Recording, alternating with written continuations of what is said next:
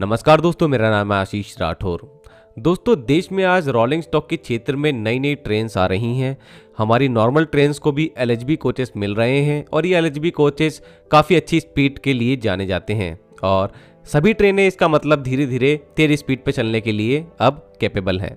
130 की बात नहीं कर रहा हूँ, 160 तक की बात भी कर रहा हूँ कि नॉर्मल ट्रेन भी जा सकती है अगर वो फुली एसी ट्रेन है तो दोस्तों ऐसे में क्या ट्रैक हमारे पास उपलब्ध हैं? तो यही एक आंसर जो है ना में हमको मिलता है हमेशा, क्योंकि ट्रैक का इंफ्रास्ट्रक्चर उस तेजी से नहीं बढ़ पाया जिस तेजी से हमने रोलिंग स्टॉक अच्छे से डेवलप कर लिया। क्योंकि कभी कभी तो लगता है कि वंदे भारत ट्रेन समय से पहले डेवलप कर ली गई और रेलवे का इंफ्रास्ट्रक्चर उसके लिए तैयार नहीं था। यही कारण है कि वंदे भारत ट्रेन के मैन्युफैक्चरिंग के दौरान जब बड़ी प्रॉब्लम आई, रेलवे बोर्ड के कुछ लोग नहीं चाहते थे कि ये ट्रेन बने, तो वो सब चीज़ें थी, वो बहुत पुरानी बातें हो गई 2018-19 की।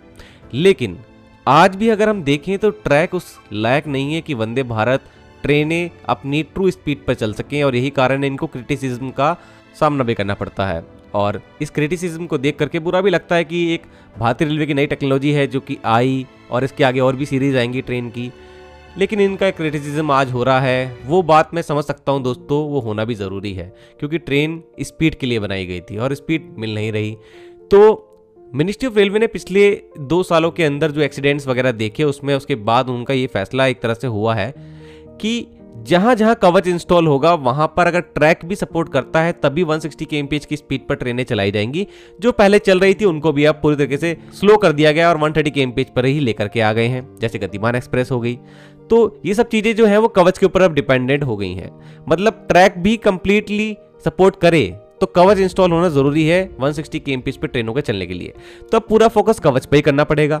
तो कवच पे क्या काम चल रहा है? तो कवच का 4.0 वर्जन धीरे धीरे इवॉल्व होते होते जब ये वर्जन आया जुलाई 2024 में और इसको पूरे तरीके से सर्टिफिकेशन मिल गया पूरे भारतीय रेलवे में बिछाने के लिए इसको, तो इसके बाद जो काम है वो स्पीड तो पकड़ रहा है, सिर्फ टेंडर वगैरह हो रहे हैं, लेकिन जमीन पर कितना तेजी से बढ़ेगा ये तो आने वाला टाइम ही बताएगा। क्योंकि अभी बहुत सारा काम बाकी है देश में। अभी तक लगभग 3000 रूट किलोमीटर में ही लगभग साउथ सेंट्रल रेलवे में हम जो देखते आए हैं कि वहां पर ही बिछ पाया है और बाकी छोटे मोटे कुछ सेक्शन है जहां पर टेस्टिंग वगैरह का काम होता है वहां पर बिछ पाया है। ऐसे में सबसे इंपॉर्टेंट जो सेक्शन थे वो थे दिल्ली मुंबई और दिल्ली कोलकाता सेक्शन, जिनको मिशन रफ्तार के जरिए इंप्रूव करने वाले थे और यहाँ पर 160 kmph पर अपनी प्रीमियम ट्रेन को चलाने वाले थे।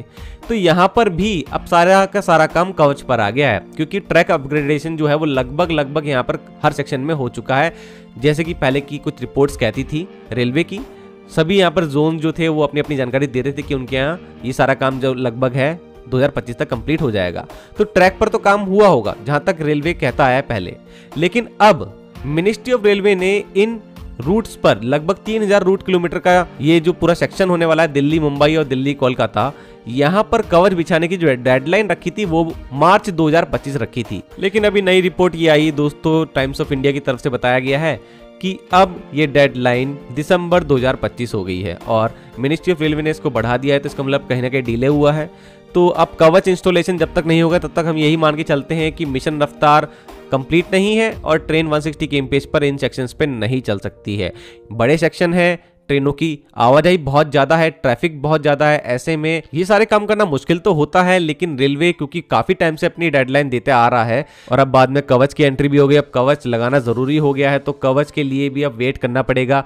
तो ये सब चीज़ें जो है वो कहीं ना कहीं रेलवे के जो दावे हैं उनको खारिज कर रही हैं कि दावे बार बार होते हैं लेकिन चीज़ें कंप्लीट नहीं हो पा रही हैं। अगर हम स्लीपर वंदे भारत का लास्ट टेस्ट रन भी देखें जो कि COCR ट्रायल रन हुआ मुंबई से अहमदाबाद के बीच में, वो भी 130 kmph पे लिया जाना था। और अगर वहीं पे लॉन्चिंग इस ट्रेन की हो जाती है, कुछ मीडिया रिपोर्ट अभी कह रही है, ऑफिशियली तो जानकारी नहीं आई है, लेकिन अगर मान के चलते हैं तो वहां पर भी अभी 160 kmph का काम तो हो गया है लेकिन कवच बिछाने का काम नहीं हुआ है। तो इसलिए वहां पर भी 160 kmph पे ये ट्रेन नहीं चलने वाली है, बात भी क्लियर हो गई है। तो ऐसे में ट्रेनों को बहुत ज्यादा यहाँ पर गुस्सा झेलना पड़ता है लोगों का और ये नहीं होना चाहिए। ट्रेन से पहले ट्रैक पर काम कर लेना चाहिए रेलवे को और अब रेलवे की जिम्मेदारी है कि जितने भी टेंडर हो रहे हैं उस पर काम जल्दी हो, क्योंकि पिछले जो टेंडर हुए हैं उस लगभग 12 से 18 महीने का ही समय दिया जा रहा है ये कवच बिछाने का। तो इसका मतलब कम टाइम के अंदर ही रेलवे भी चाहता है कि जल्द से जल्द काम हो जाए। अभी हाल ही में इरकॉन इंटरनेशनल जो कि भारतीय रेलवे की ही एक कंस्ट्रक्शन सब्सिडियरी है, इनको एक अच्छा ऑर्डर मिला है यहाँ पर कवच का 665 टावर लगाने का यहाँ पर सेंट्रल रेलवे में। और सेंट्रल रेलवे क्योंकि एक बहुत ही इंपॉर्टेंट यहाँ पर जोन हो जाता है, अगर हम दिल्ली मुंबई सेक्शन की बात करें, सेंट्रल रेलवे की राजधानी भी यहाँ से गुजरती है। तो दोस्तों अभी ये डिस्टेंस कितना कवर करेंगे ये तो पता नहीं लगा, लेकिन अनुमान लगाने की कोशिश करता हूँ। अगर कवच सिस्टम की बात करी जाए भारत में, तो इसमें 2 टावर के बीच में 1 से 5 किलोमीटर की डिस्टेंस हो सकती है। तो अगर हम 2.5 किलोमीटर भी मान के चले कि 2 टावर के बीच में डिस्टेंस है, तो लगभग 1600 किलोमीटर के आसपास आप मान के चलिए कि कवच सिस्टम इंस्टॉल होने वाला है। टावर के साथ में और भी अदर इक्विपमेंट का काम दूसरी कंपनीज को भी मिला होगा, जहां तक लगता है। तो दोस्तों ऐसे ही जानकारी आप लोगों के लिए लगातार लाते रहूंगा। आपको भी अगर अपने जोन की कवच सिस्टम की कोई जानकारी अगर पता लगती है तो जरूर से मुझे कमेंट सेक्शन में बताना। आज के लिए इतना ही। वंदे मातरम, भारत माता की जय।